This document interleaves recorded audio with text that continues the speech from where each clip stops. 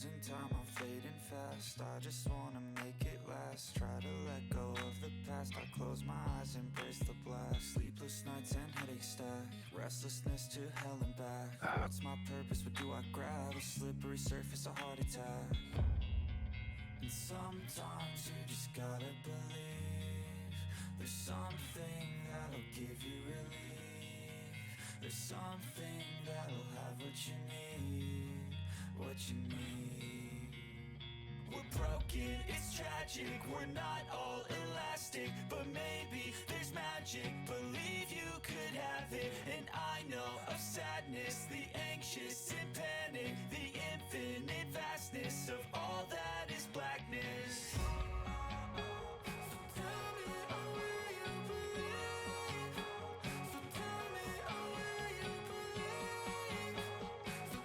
Alright, I've got 9 DB still. So we go ahead.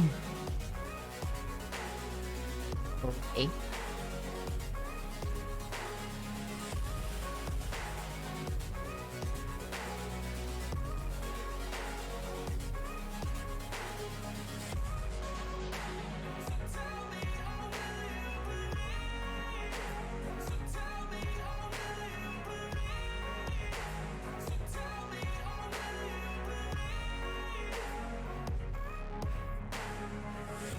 From Castle Rexworth and the Rexworth Estates, I bid you good morning, good afternoon, good evening, wherever you are and whenever you are. My name is Rexworth, Lord Rexworth. And we are also joined tonight from Zoe the Demon Fox's realm. And here she is, Zoe the Demon Fox. Welcome back. Hello, hello, hello. We hope that all of you are having a lovely evening. I do apologize for our tardiness. Normally we start about an hour earlier on the weeknights, but had some business to attend to before that. But here we are, and we're going to be continuing our live reading ASMR of Zoe's book, The Realm, A Tale of Blood and Souls. Will we get through the entire thing tonight? No. Maybe you don't think so? No. I know we're on Okay. chapter 46, but we tend to read about 7 or 8 chapters at a time. All right, then. Fair enough. Fair enough. Right. Zoe is tagged in stream title on my end. I imagine that she's And- tagged me on hers. Yep.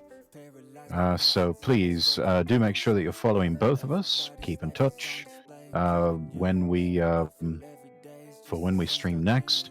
All of my links are available at lordrexworth.com. That is lordrexworth.com. You can find Zoe the Demon Fox here on Twitch. Also, VODs uploaded to YouTube and twitter.com/Zoe the Demon Fox. And Hello, my if child. you Welcome in. need any other links, zoethedemonfox.card.com. Yes, that's right. Got a card page. Yes, so please do check us both out. Follow us across all platforms, and stay in touch with us as we continue providing you entertaining and unique content like this. So yeah, without further ado, let's go ahead and get into it. We had stopped at chapter 46, simply titled Madness. Styx's eyes slowly opened. Actually, hang on. I need to do something real quick. Get your tea. I do need to sip my tea. I came prepared. No, I actually need to hit the record button on Unify. There we go. Right. Chapter 46. Madness. Styx's eyes slowly opened and she let out a yawn, pressing her hand into her pillow.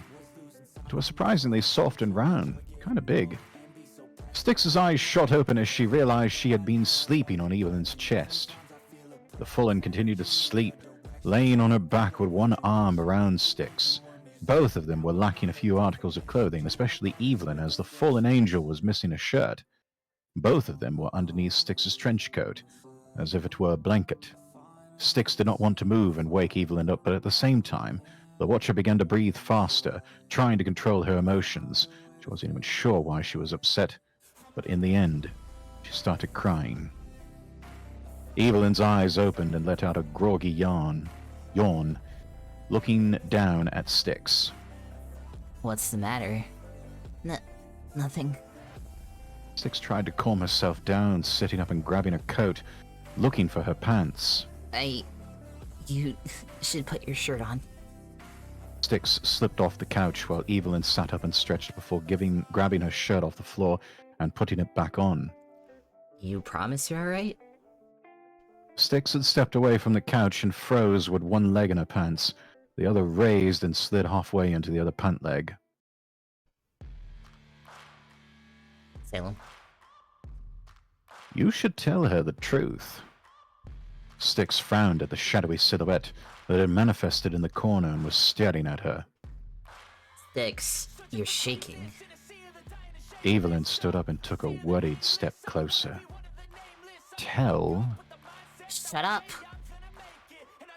Styx shoved her foot down into her pants and gripped her head for a second, breathing heavily. She gritted her teeth, desperately trying to regain control of her emotions. Evelyn recoiled from the outburst. Wait, no, not you, Ev.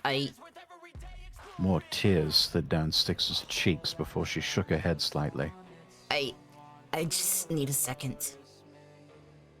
Take your time. I'll be here, okay? Styx nodded before stumbling deeper into her cabin and vanishing into the bathroom. Her hands gripped the edges of the dark marble sink as she stared into the warpstone-lined mirror, breathing heavily. I'm fine. Everything is fine. Her grip tightened.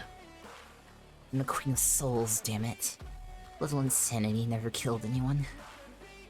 She turned on the sink and leaned down, splashing water into her face and cleaning up.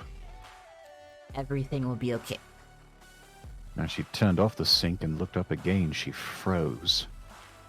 Her reflection grinned at her. Styx was too scared to move. Before her eyes, her reflection slowly reached up, slipping fingers into the sides of its mouth and pulling hard, stretching the mouth into a terrifyingly wide smile as the eyes blackened to empty voids. It laughed loudly, the very flesh seeming to start melting as the smile continued to stretch higher and higher. Styx finally screamed and nearly ripped the door off the hinges as she fled into the bathroom. As she glanced over her shoulder, she ended up ramming into Evelyn, who quickly wrapped her in a hug. Whoa, Styx, what's wrong? Styx held tightly to her friend, one hand gripping a rotted feather. Even in a decayed state, the feathers on Evelyn's wings were exceedingly soft. Tell her the truth. The truth. The truth. The truth. The truth. The truth. The truth. The truth. The truth. The truth. The shadow was right behind her. It would not shut up. Styx pressed her face into Evelyn's shoulder. Fuck, that's a missed opportunity. We should have read it at the same time. They won't stop. Ev, please help me. Evelyn hesitated, then kissed Styx's forehead and gently led her to the bedroom, taking care to keep Styx's face pressed into her shoulder so Styx would not be able to see whatever hallucinations were plaguing her. Once in the bedroom, Evelyn closed the door and the pair sat down. Evelyn began gently stroking Styx's long gray hair. Whatever you saw, you're safe, Styx, okay? It can't hurt you. I won't let it hurt you. I'll stay by your side. A metal creak echoed around the room as Phobos manifested in the corner. He wheezed softly as he clanked over to them and laid a few soul contracts on the bed. Queen. Feed her. With that, he vanished back into the shadow. Evelyn was confused but picked up one of the contracts. Styx looked at it for a moment, but as soon as Evelyn held it out, Styx snatched it. Purple and green flame ignited and burnt the paper to nothing rapidly. As soon as it was burned away, Styx fell back onto the bed, breathing heavily. She hadn't realized how hungry she was until that moment. But now that hunger had faded. She gasped. Evelyn looked back at her with a slight concern. You okay? Styx looked at her hands. I ate the soul. You what? Styx blushed and turned away, embarrassed. Evelyn stood up and sighed, letting out a soft giggle. What am I gonna do with you? If that solves your hunger, I take it you're full. Evelyn could sense Styx's embarrassment increase as the watcher nodded her head slightly. I'll put the rest over on the dresser for later. Styx closed her eyes and let out a sigh, but opened them again as she felt Evelyn's presence in front of her. The fallen crouched down to be closer to eye level. Hey Styx, I'm at Warpstone. Do you... Styx's arm lunged out and gripped Evelyn's hand. The watcher was shaking again as she sat up, still holding Evelyn's hand. Please don't leave me here alone. Styx, I'll make it quick, okay? I promise. Besides, you have Phobos. As if on cue, the metal puppet stepped out of the shadows and creaked over to the side of the bed, collapsing down into a sort of rest position. Styx hesitated before slowly letting go and pushing herself to the middle of the bed. Evelyn stood up. I'll be okay. I think. This room will be your safe space, okay? Keep that in your mind. It should help. And if it doesn't, Phobos is literally right there. Evelyn smiled mischievously as she walked as close as possible and grabbed Styx's hand. Evelyn slipped the hand down her shirt, giving Styx a feel. The watcher did not pull back at first, but after a few moments she violently pulled away. What the hell was that about, Evelyn? The fallen laughed loudly. A distraction. If the monsters start getting it down, just think of that feeling. Styx had no reply. It seemed like a fairly decent idea. Fine. Please don't just make me touch you out of the blue like that again, though. No promises. I'll be back as soon as I can. Be safe, Styx. Styx nodded and watched Evelyn walk out of the room, getting the front door closed a few moments later. Styx sighed and adjusted herself, laying on her stomach by the bed's edge, so she could reach down and gently pat Phobos's burlap covered metal head. It helped that she wasn't alone, suffering these stupid hallucinations by her lonesome. Hey, Phobos. The Saint of Fear let out a questioning wheeze. I need a favor.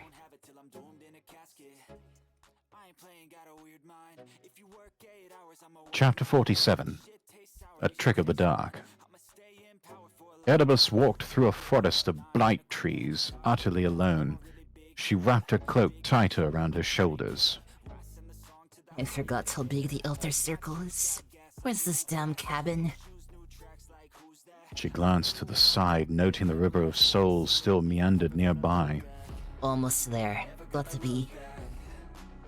Oedipus reached up to one of her white horns, gently touching a small black keepsake tied to it.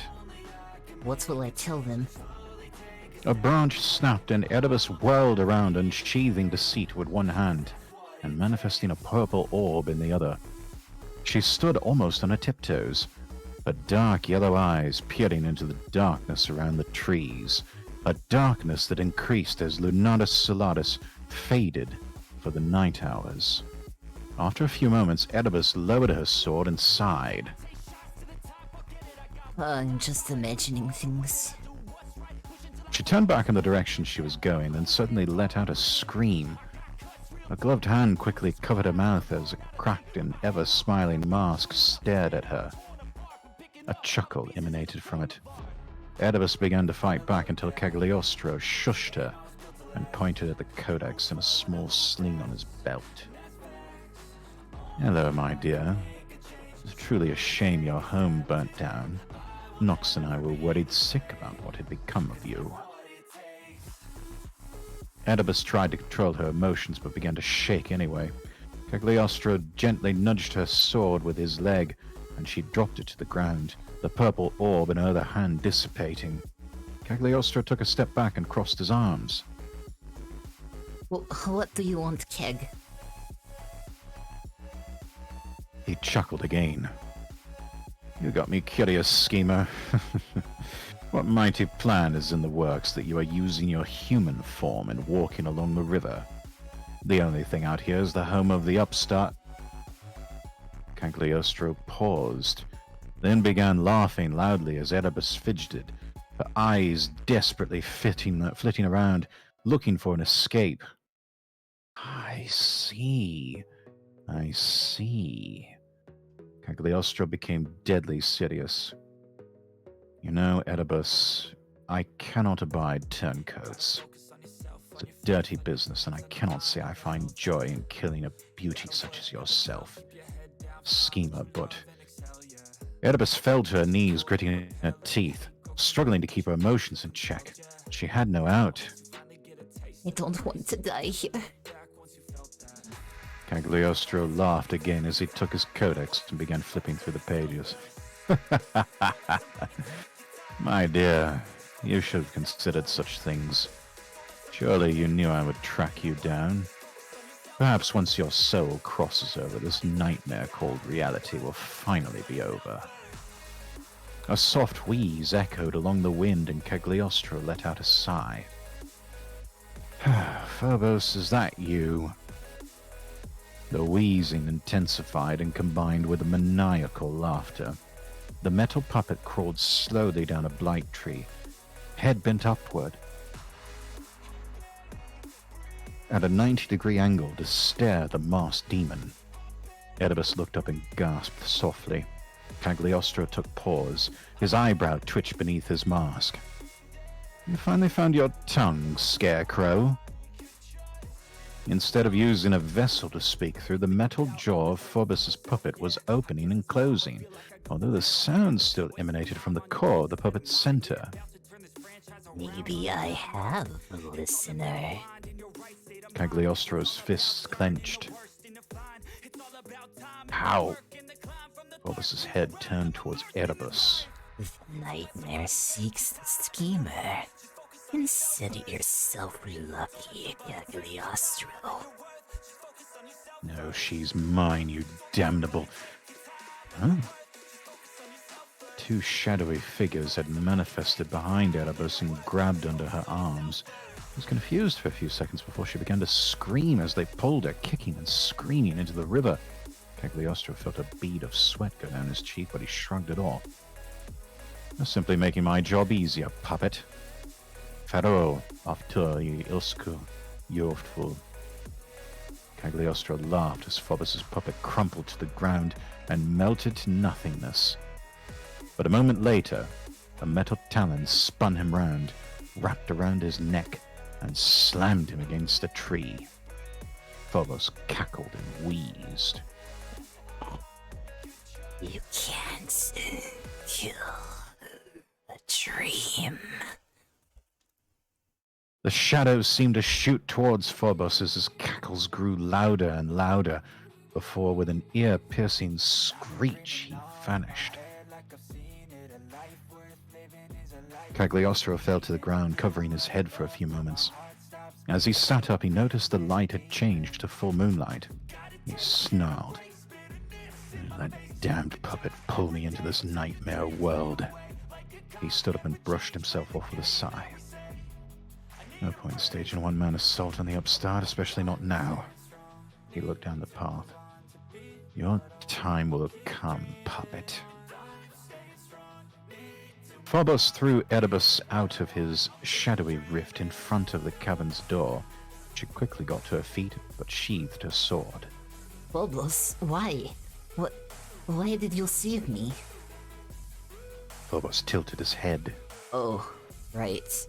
No vessel. She cleared her throat. Well... The door swung open and Styx stood in the doorway, sighing in relief. I thought I could sense a soul. Are you okay, Erebus? The deception demon stood confused for a few moments. You... sent Phobos for me? I tried to kill you, so did Zoe. That doesn't mean I hold it against her. I could sense both you and Cagliostro out in the forest. I wasn't sure of your intentions, but seeing you now, I take it you abandoned him. Your human form is kinda nice. Thank you. You're right. Oedipus grasped her arm nervously. I should... Oedipus stopped and took a deep breath, then stood up straighter. I want to help you, Styx, if you'll let me. I know that I can't be trusted, but... Styx grasped Oedipus's hand and pulled her into the cabin. Have a seat. I'll make us some drinks. We can all talk about this together when Evelyn gets back. Oedipus hesitated, glancing back at Phobos as he followed them inside and crumpled into the corner. Oedipus sat herself hesitantly on the couch. She briefly wondered if she was still in Phobos's dream world. This was going better than she had expected. There was no way this was real. It couldn't be. Styx wandered into the kitchen. Oedipus's appearance had offered enough of a distraction that the hallucination seemed minor and easily ignored for now. She opened a few cabinets. Do you like berry tea, Ari? There was no response at first. Styx shrugged and got to work brewing some of the demonic beverage. Her attention was taken as she heard a scream and ran back into the main room, gasping as she witnessed Oedipus stabbing herself through the leg with deceit. Erebus, what in the name of hell are you doing? She recoiled slightly, seeing the pain and fear on Oedipus's face. I'm still in a dream. I have to be. This isn't real. She stood up, stumbling to the side a bit and pulled the seat back out of her leg, going to impale it again. Phobos made a move. Stop. The metal puppet stopped instantly, metal claws still reaching out across the table. Styx acted quickly, grabbing Oedipus's sword and throwing it across the room before wrapping Oedipus in a tight hug. This isn't a dream, Ari. I promise. At that moment, the cabin's door swung open again, and the one and only corrupted Fallen raised a pouch full of warpstone. Styx, I'm home. Her eyes widened, seeing Oedipus's stabbed form and Styx comforting her. I am not high enough for this.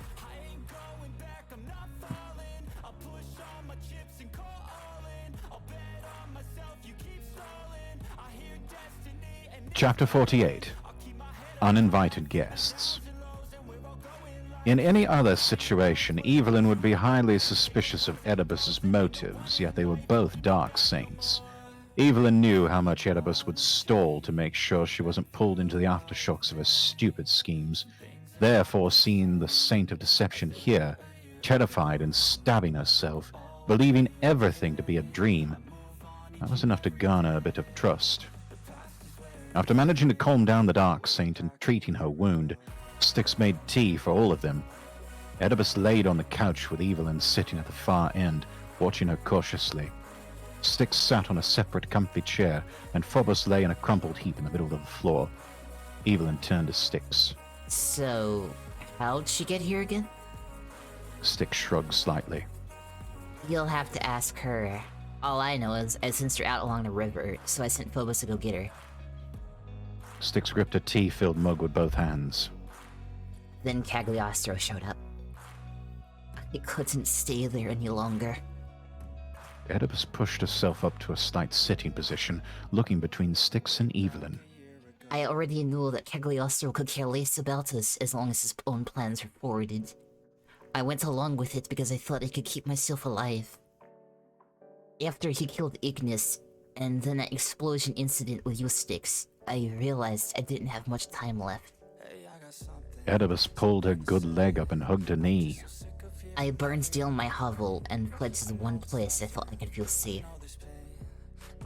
Probably would have had better luck staying in Hell's Gate. Why didn't you go find Zoe? Oedipus's look was enough of an answer for Evelyn to look sheepishly at the floor.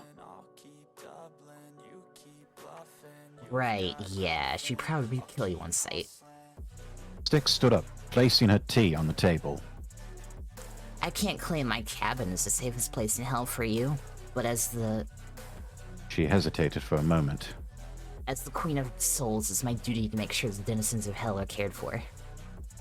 Phobos let out a cackling wheeze as he clanked to his feet, looking at Oedipus once, then lumbering down a hallway deeper into the cabin.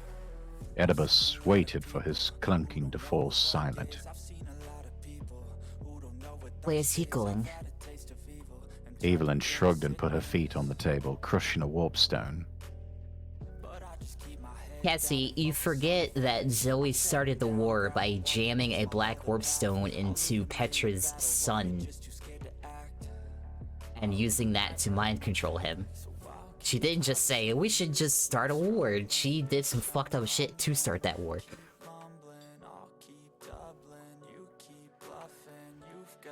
Consider Phobos like our guard dog. Anyway, it's getting late and you're injured. You can sleep in one of my extra bedrooms.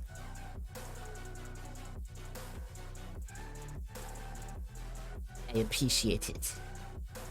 Styx clenched her hands at her sides for a moment before turning to the fallen on the couch. Evelyn waved her hand dismissively. I'll sleep on the couch. She smiled reassuringly. Besides, if Cad comes back, I'll act as a final line of defense if Phobos gets taken out. Styx nodded, then walked over to help Oedipus stand. Sleep well, Ev. A few hours later, Styx lay in the middle of her bed on top of the covers. The warpstone fixture on the ceiling illuminated the entire room with its gentle white glow. The hallucinations had been staved off due to the stress and focus of Oedipus's appearance. But now that things were calming down, they'd begun to plague the Watcher again. They'd been mild so far, only a misshapen shadow sitting in the corners of her vision and disappearing when she looked directly at it. Styx let out a sigh and closed her eyes to sleep. She wasn't sure how much time had passed, but when her mismatched eyes opened again, the lights had dimmed somewhat. Styx sat up and yawned, then froze. She heard footsteps. Her human ears and wolf ears both strained to hear. Styx's heart leapt into her throat as she made out slow, heavy footsteps of armored boots. Oedipus had arrived wearing leather boots. Evelyn randomly switched between boots and sandals, and Phobos scratched at the floor with his claws as his puppet body walked. These armored boots were none of them. Styx shook her head slightly. It was a hallucination, obviously. It didn't stop her heart rate from increasing as she heard the boots echo closer and closer before stopping right outside her door. Before she realized what she was doing, she called out. Hello? She heard the sound of someone being startled, and true terror filled her. This was no hallucination. Styx practically leapt out of bed and grabbed Soulblight from where the scythe leaned against the wall. Phobos? Evelyn? The door opened slowly and a bloody sword came into view, followed moments later by its wielder. Styx's stance faltered as the true Queen of Hell faced her with a blank expression. The guard dog is dead. Your precious angel has had her wings clipped. Underneath all of her terror, Styx was slightly confused. As the first demon, Zoe's regeneration was the fastest of all demonkin. As such, she felt no need to wear armor, so why the armored boots? Why? Salem was a fool. You? Queen, give me a break. Aren't queens supposed to be beautiful? Styx froze. That was Evelyn's voice emanating from out in the hall somewhere. It was followed by an annoyed whine. Zoe, come back already. It's lonely and cold in here. Zoe smirked, staring into Styx's eyes as she replied. 1 second, darling. Just dealing with the trash. Zoe giggled. Nox is right. What was I thinking, dating a lowly watcher? Time seemed to speed up as tears came to Styx's eyes. The Watcher lunged forward, at first reaching out with her left hand, purple flame dominating green, but she stopped short, instead swinging her scythe. The blade cleaved through Zoe and she fell in half, turning to shadow, then nothing. Styx breathed heavily. Even now, you still have feelings for her. You could never truly bring yourself to kill her. Styx turned round quickly, raising her scythe. Shut up. She gasped. She was standing back in Mirka, her scythe shoving Evelyn against the wall. Evelyn struggled feebly against the hurdle as it slowly crushed her throat. Styx quickly backed away, throwing Soulblight to the ground and crouching by Evelyn as the fallen slumped to the ground. Ev? And yet your feelings for the fallen remain repressed. You should tell her the truth, Styx. Shut up. Leave me alone. Salem's chuckle echoed through the room. I wish I could. Huh? Styx screamed loudly as she felt someone grab her shoulder. She blinked and found herself back in her cabin. Whoa, whoa, whoa. Calm down. It's just me. Styx quickly looked around. Evelyn had been the one to grab her and by the looks of it, Styx had sleepwalked out of her room, dragging a scythe behind her. Styx cleared her throat and leaned Soulblight against the wall, sighing. I had a nightmare. Evelyn hesitated for a moment, then hugged her. Must have been pretty bad. You were talking to yourself, and well, Evelyn indicated the hall. walking around. Styx exhaled softly, then grabbed Evelyn's hand. There's something I need to tell you. Chapter 49. Watcher and Fallen. Styx dragged Evelyn out through the back door of the cabin. The rear of the cabin was arguably more beautiful than the front. A few blightwood and darkwood trees dotted the property, and a few lounging chairs sat on the bank of the River of Souls. The reverse waterfall that led over the mountains and into the Stormlands was visible in the distance. The souls of the river, tormented, bored, or otherwise, were silent here. Styx pulled Evelyn far enough into the sparse woods to be out of earshot of anyone that could be listening from the cabin, mostly Oedipus. Styx took a deep breath. The nightmare I had last night was... Styx crossed her arms and looked to the side. It made me realize some things about how I feel, and... Styx clenched her teeth. This is hard. Evelyn smirked and put an arm on the Watcher's shoulder. Take your time. Styx nodded and took a deep breath. I still have feelings for Zoe, but Styx uncrossed her arms, clenching her hands at her sides. there's someone else that I care about more. Someone that's been by my side since the beginning, and who I'm willing to die to protect. Styx shook her head slightly, then stared into Evelyn's yellow eyes. Styx swallowed. I love you. Tears began to flow down Evelyn's cheeks, and she smiled brightly. Did I say something wrong?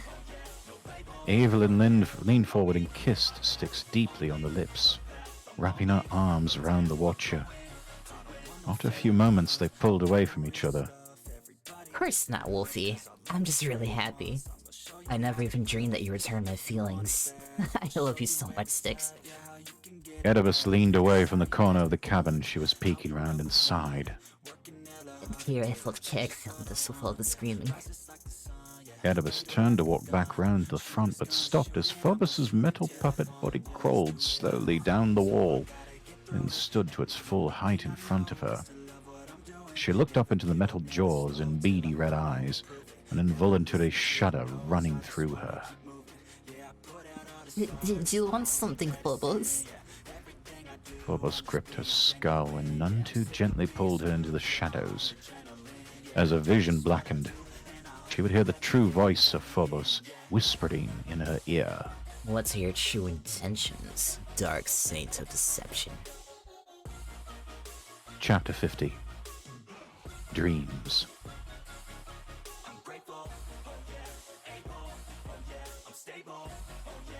While Oedipus could not see, she could still sense things shifting just beyond her eyelids as Phobos sifted through her thoughts. When everything came to a stop, she opened her eyes, gasping slightly as she found herself in her seat at the Dark Council. Based on the conversation, it was just after the soul bomb. Phobos let out a wheezing snicker as Cagliostro idly mentioned just how easily he could have killed them all. Oedipus remembered her fear and distrust as the realizations set in on just how few dark saints were left there. Only her and Nox. The vision shifted to Oedipus's escape, burning down her own cabin in an attempt to trick Cagliostro, shifting a final time to her trek to Styx's cabin. The sheer terror she felt that Cagliostro could find her at any time. She fell to her knees, breathing heavily, looking up as the dark humanoid silhouette of Phobos' nightmare form walked up to her and held out its hand to her. You feared him from the very beginning, didn't you? Oedipus took his hand and he helped her stand. She sighed softly. Of course I did. I didn't want to die. She gasped as her vision was forced into darkness again. But she could hear metal clanking as Phobos was walking around in front of her. She heard the last thing she'd ever expect to hear from the demonic scarecrow. A sigh. The next thing she knew, she had been thrust back out into hell. She turned quickly towards the metal puppet as it wheezed quietly, then began to chuckle as it stood to its full height, towering over her. Oedipus shivered involuntarily as Phobos' claw came to rest on his shoulder, but did not grip. Consider your lucky day. You have my trust. Phobos let out one more wheeze, then stepped back, crouching back down, and disappearing into the shadows. Oedipus finally relaxed with a long sigh. That means a lot to me, Phobos. Thank you. A few hours later, Evelyn and Oedipus sat at the dining table within the cabin while Styx did her best to cook something. Sure you don't want me to do it? Styx shook her head. I can handle it. Evelyn nodded slowly, then stood up and walked up to the wolf-eared demon, putting her arms around her. Is my queen sure? Styx playfully slapped the fallen's hands, laughing a little. I don't think I could call myself a good queen if I can't even cook my own meals. This what servants are for. Evelyn finger-gunned Oedipus. Exactly! Evelyn relented but sat back down and rested one arm over the back of a chair. I get it, though. Styx smiled slightly, listening to Oedipus and Evelyn chatter idly while she cooked. After a while, she heard footsteps behind her, causing an involuntary shudder. She tried to ignore them, even as they walked right up behind her and cold air breathed against her ear. She whispered softly to herself. You're not going to ruin this for me, Shadow. Even with distorted beams watching her through the window, she eventually managed to cook the hell equivalent of a salad and some baked potatoes, passing out portions, then sat next to Evelyn. Hope you like it. Wouldn't I like something you made? The fallen angel leaned over and kissed Styx on the cheek. Dig in, Harry. Several days after the grand feast at Frosthold, Modigan still had not felt the experience of sleep.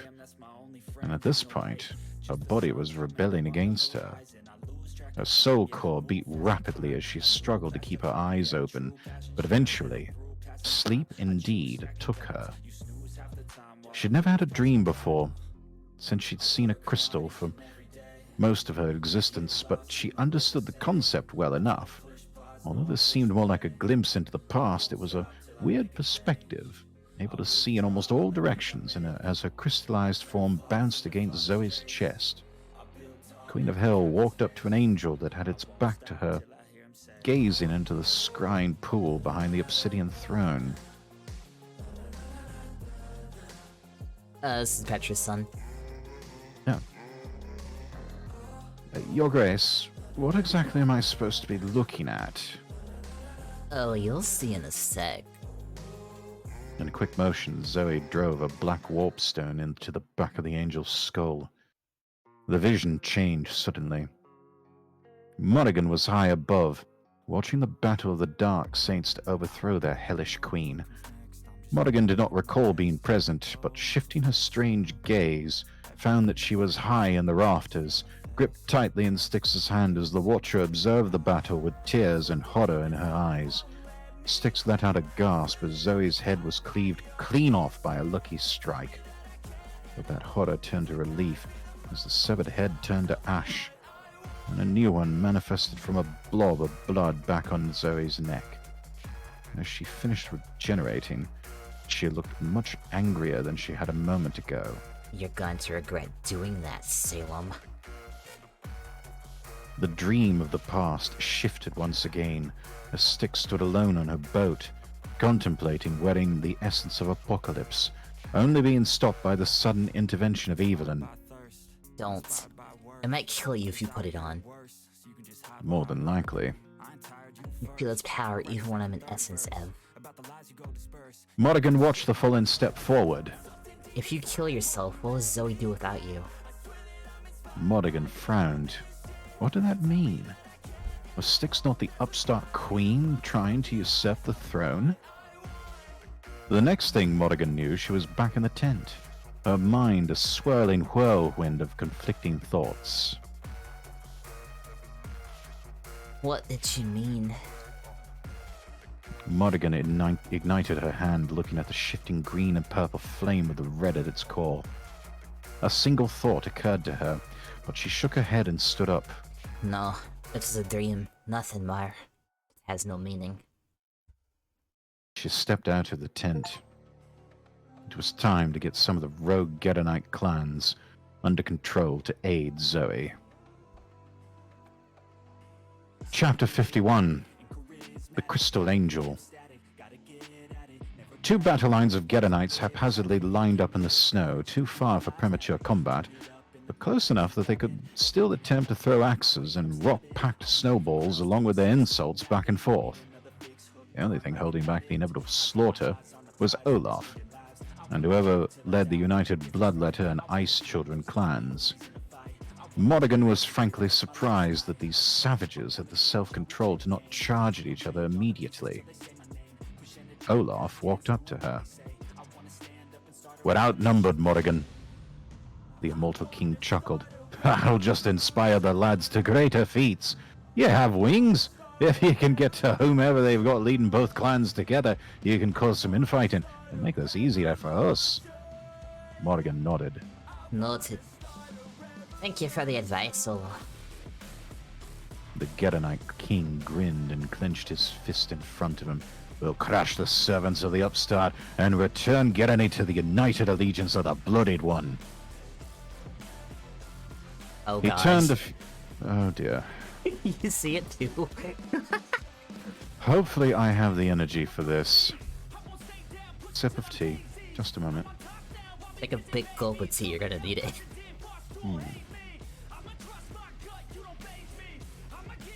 He turned to face the rowdy horde of warriors behind him, inhaling heavily before speaking with the authority of a king ready to die for the cause. "Gedonites! Today, you'll fight for your own. This is nothing new to us, after the battles fought to unite our clans. Once again, Gedonite grows unstable, and it falls to us to reunite it again." He laughed heartily. "Ha ha ha! We'll show the upstart that Gedonite cannot be controlled so easily. Slaughter the traitors, stain the cold snow beneath with their blood, and leave the corpses for the carrion. What are you all waiting for? Go!" Battle cries rose on both sides, and the barely contained wrath of the Gedonites was unleashed.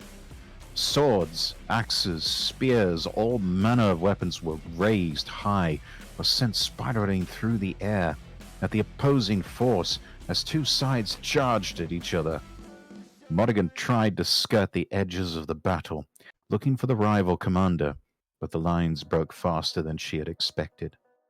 As intelligent as the Gedonites were, they were still slaughter-seeking raiders at the end of the day. A burly and armored Gedonite chuckled darkly as he charged Morrigan, double-bladed axe raised above his head. Morrigan simply held out her sword, a red flame igniting at its tip. The Gedonite was unable to slow down in time and impaled himself, the sword blade piercing armor, flesh, and bone like butter, whilst Morgan sidestepped and allowed his momentum to carry him forward, face down into the snow as she twirled, ripping her sword back out. Morrigan smirked, then thought to herself, if she claimed the souls of these soldiers, her outnumbered force would come to better rival these rebels. Well, she put a lot of faith in the Gedonites. They were also fighting themselves, not a weaker force such as Midheim or Sigmara. She was concerned about getting killed, but she honestly wasn't even sure if she could actually die, considering what she truly was. With that in mind, she hesitantly began wading into the main conflict, cutting down any that were quicker on the draw than she, but grabbing onto and claiming any she could reach. The plan was working rather well, until the back of a spear slammed into the side of her head and sent her spiraling into the ground. She quickly rolled over onto her back, gasping and raising her sword as an axe blade sailed down towards her. She closed her eyes tightly, hearing something shatter loudly. As her eyes opened again, Morrigan was horrified to see that while the axe had fallen short, it had shattered her leg into blue and cyan fragments, with crystalline fractures running up the rest of her limb, and blood oozing thickly from within. Her crystal core beat hard in her chest as terror filled her. Was she about to turn back into a crystal? Or was it just how her body was created? She didn't have much time to think about it, as the Gedonite came at her again, seeking to rectify his earlier mess. Morrigan's hand ignited with a red flame, and almost unconsciously, she thrusted her hand out towards the man, a wispy red tendril shooting out and slipping up into the warrior's helmet. He gripped his head, axe crunching down onto the snow as he yelled out in agony, his very blood beginning to boil. A few moments later, there was a sort of popping noise as blood leaked from every orifice, the tall raider falling backwards into the snow. Morrigan looked at her hand. Not sure how I did that. Wrong exit. Well, I'm not sure how I did that. An idea came to her, and she shoved her jagged legs stump into the pooling blood. A red flame ignited within the cracks as flesh, bone, and her crystalline interior reconstituted, until she was whole and malleable again. The crystal demon angel quickly rose back to her feet, turning to impale a Gedonite in the knee, giving him more time to claim him before he could resist. This wasn't going to be as hard as she thought. Hours later, the fight continued, and while the rebel clans were slowly becoming outnumbered, the fact that the rebels still held the Demon Queen's packs was making it quite the slog. Morrigan had boiled the blood of a few more warriors, just to get past them faster, but found her new skill was quite taxing on her energy, and not something she could keep up forever. She eventually found a sort of clearing, coming face to face with a tall raider, armor as thick as Koss's, and a gigantic two-handed maul in his grip. Without really thinking about it, she yelled out, Face me, honorable warrior. The savage faced her, a grin sliding across his face and his beady eyes peering at Morrigan from beneath his horned helm. You, little angel girl, you jest, surely. He laughed at her. Morrigan smirked. Afraid to get your ass beat by little angel girl, then? The man growled. Fine. When I crush you into the snow, I'll offer your soul to the Soul Queen. He faced her, I am Tristmia, warlord of the Ice Children. Morrigan was slightly surprised as she was getting an actual proper duel, even more surprised that the battle waging around them cleared out a bit, offering an actual arena, the walls being the bodies of Geronites fighting around her. She coughed once, then got into a battle stance, words coming to her mind to return respectfully. My name is Morrigan, the Crystal Angel. When you fall, I will give you a proper Garanite burial, sailing into the frost sea with a burning longboat piled high with all the treasure you accumulated as a raider. Tristmia's smile softened a bit. May the best warrior win, lass. They began to circle each other slowly. Then suddenly Tristmia lunged forward, attempting to impale Morrigan with a spike at the end of his maul. She managed to dodge, blocking the follow-up blow with gritted teeth. The maul's weight was almost enough to knock her off her feet, but she held strong, counter-striking, wincing as her thin sword glanced off the heavy armor of the Geronite. The duel went on and on, as Morrigan's sword could not pierce Tristmia's armor, and his slow, heavy maul could not land a good enough hit on the smaller and more agile Morrigan. Eventually, Morrigan grew cocky, which started her downfall. An unexpected swing shattered both of her legs out from under her, spreading crystal chunks and thick, oozy blood across the snow. Before she'd even landed, a follow-up blow uppercutted her backwards, shattering part of her face and revealing the hollow crystalline interior of her body. She slammed into the snow, breathing heavily. I don't want to die. But here. Tristmia curb-stomped her chest, shattering it open, allowing the crystal core within her to fall out. The tri-colored flame of red, purple, and green still lit brightly within the transparent blue, refused fragments of her original self. Tristmia looked at it, distracted. In his moment of lowered guard, Morrigan's resolve strengthened. The top of the orb core shattered, and the tri-flame grew into a blazing inferno. Tristmia stepped back, but not fast enough, as three tendrils, shifting between all three colors, grew from the cracked core, wrapping around his neck and his arms, raising him off the ground. Morrigan's shattered body laughed as her eyes flickered through the same hues. You served the upstart and offered your blood to her, and now I will drench his battlefield in your blood as an offering to the bloodied one.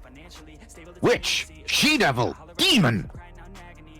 The middle tendril cut him off as it slid into his mouth, plunging downward into his body as he began to choke. The warriors around them that took notice stopped their combat, watching in horror. The side tendrils wrapped tighter and ripped Tristmia's arms off, blood flowing like a geyser out onto the snow, where the puddling ichor moved with a mind of its own to Morrigan's body, reconstituting her. Finally, she was whole again as she stood, except for the hole in her chest. She giggled softly as she walked to her softly pulsing core and picked it up, the tendrils disappearing. She placed the core back into her body for a moment, but hesitated, then raised it high above her head. As she suspected, her nature as the essence of apocalypse boosted her powers. A wave of green shot out from the core like an order, and in the next moment, the blood that is in the Ice Children belonged to her.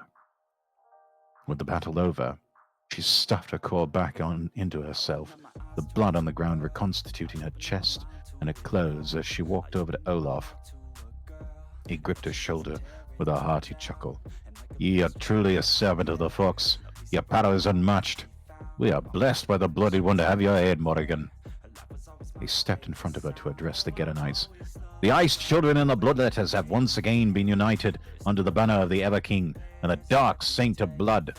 Gather your spoils and rest. Tomorrow, we march and take the next clan, and within the month, we retake Iron Keep." Cheers and yells of agreement echoed loudly, and Morrigan smiled. That was kind of fun. She gripped her sword tightly, eagerly looking forward to the next slaughter. To give context for those that don't understand, it was an implied thing at some point that Styx can influence souls she has control over. So that has been put into play here. Morgan thinks Styx is the bad guy, so she has influenced Olaf, whose soul she has claimed, to think Styx is the bad guy. Curiouser and curiouser.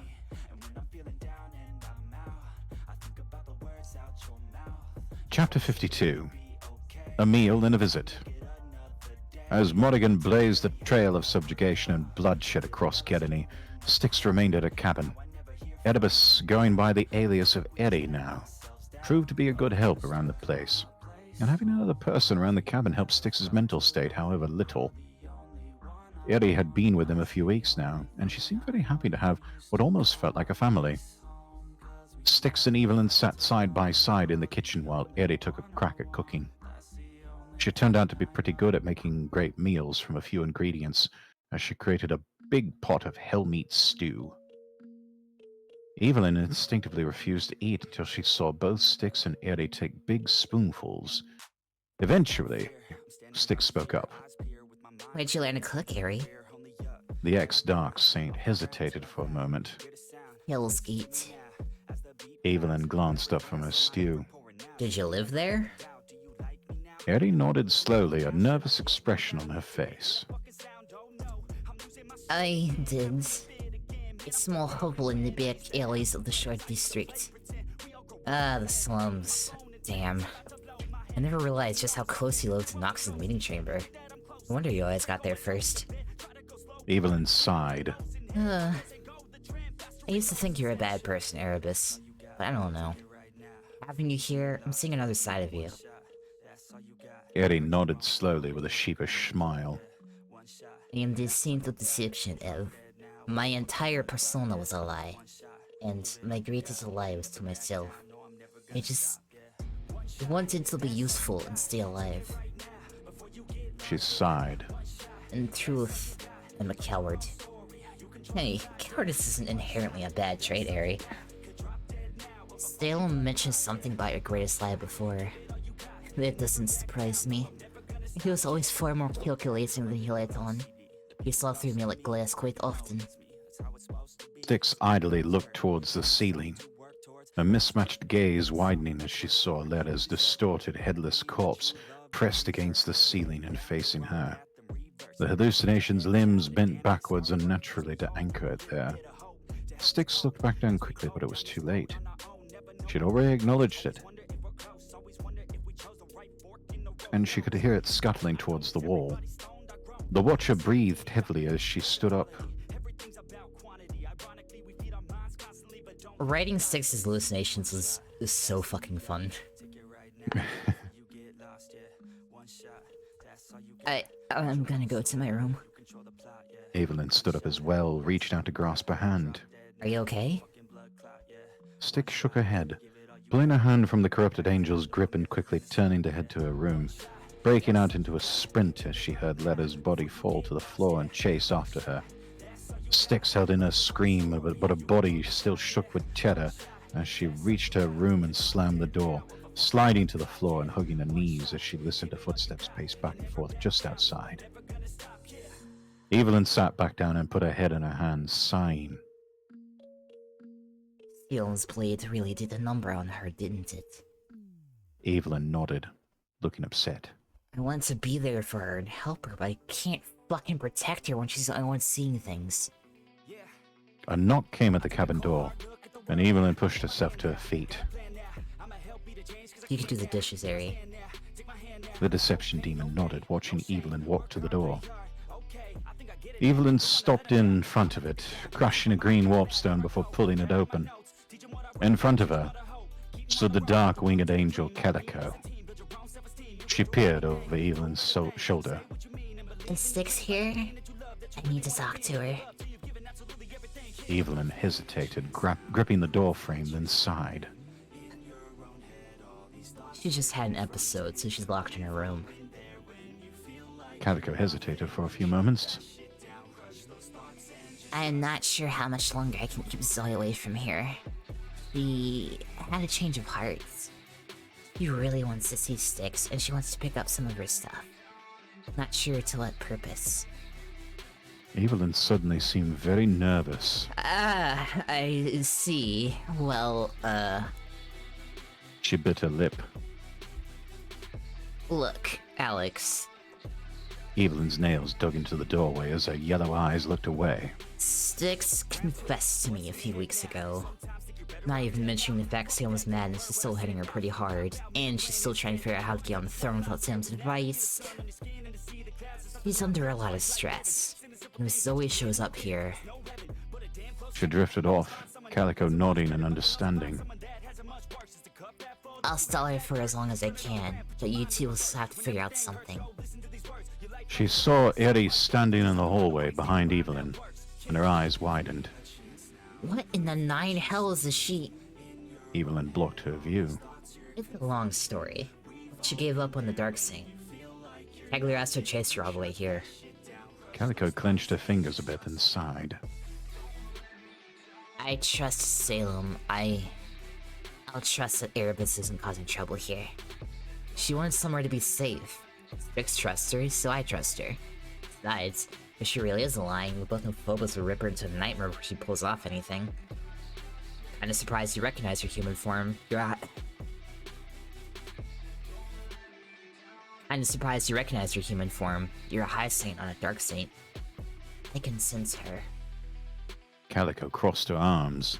I'll do my best to delay Zoe, but you guys need to figure out something. We will. Calico nodded. I gotta go then. There's all kinds of stuff going on right now, and I have to go see Petra. Good luck. She smiled at Eddie. Good luck to you as well, Erebus. Thanks. Evelyn nodded and closed the door, sighing as she pressed her back against it. Shit never ends around here, does it? And that brings us to chapter 53, A Moment Betrayed. Zoe, would you mind terribly if we pick this up next week? No worries, man. I'm sorry to cut this off so early. Normally we go for about 2 or 3 hours chat, but I could sense myself yawning between between a few sentences, and No worries at all. You're tired. You should go sleep. Yeah, I don't want to be yawning and trying to force a sentence and it just sounding strange. I'm sure you all understand. I tell you what, Zoe, I'm just going to raid everybody into you, and just feel free to continue on as you like it. That's good. Yeah. All right, everybody, let me set this up. Demon Box. Okay, raid created. All right, everyone. Thank you so much for joining us again. Sorry to keep this so short. I'll see everybody on Saturday for Goose Goose Duck with Project Estadia. I'm Lord Rexworth, wishing you all the best, and God bless. You get a nice long sleep, friend. Will do. Will do. Stop recordings here, and I'll make sure to send you the audio of this afterwards. Okie dokie. Alrighty. Zoe, thanks so much. Of course. And, have a pleasant evening. You too. Sweet dreams. Bye-bye. Bye!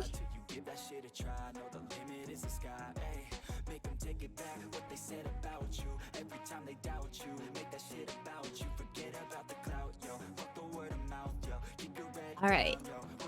Well, friends. And thank you, Lord X, for the raid. What do I stream now?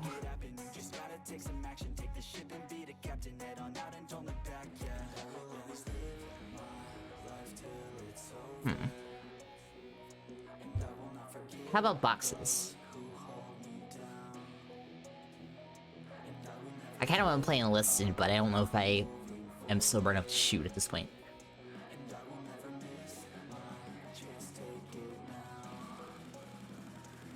I'll play boxes for a little bit.